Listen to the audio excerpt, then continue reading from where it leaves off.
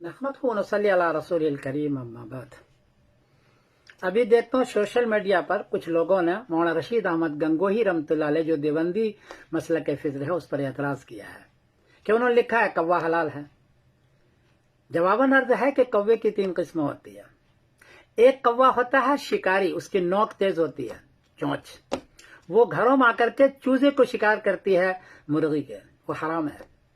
दूसरा कौवा है डड़ कौवा, वो शिकार तो नहीं करता लेकिन मुर्दे को खाता है, उसको कहते हैं डड़ कौवा। हमारे घरों में हिंदुस्तान में वो आया करता था घरों में।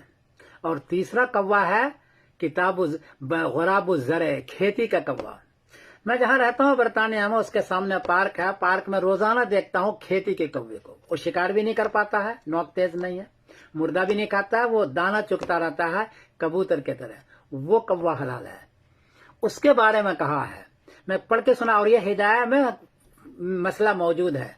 काला वाला बास बेगुरा बिजर यानो याकुल हुब वला याकुल जीफ वलैस मिन सिबाई तैर हिदायत फसल फीमा यहिल्लु अक्लुहु मा ला यहिल्लु।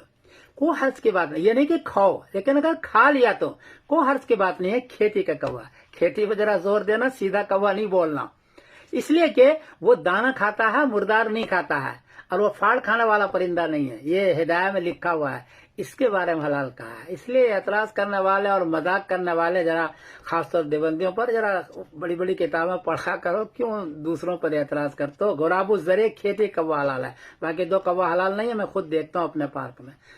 मैं समीर बिन कासिम बोल रहा हूँ मानचेस्टर इंग्लैंड से। अस्सलाम वालेकुम।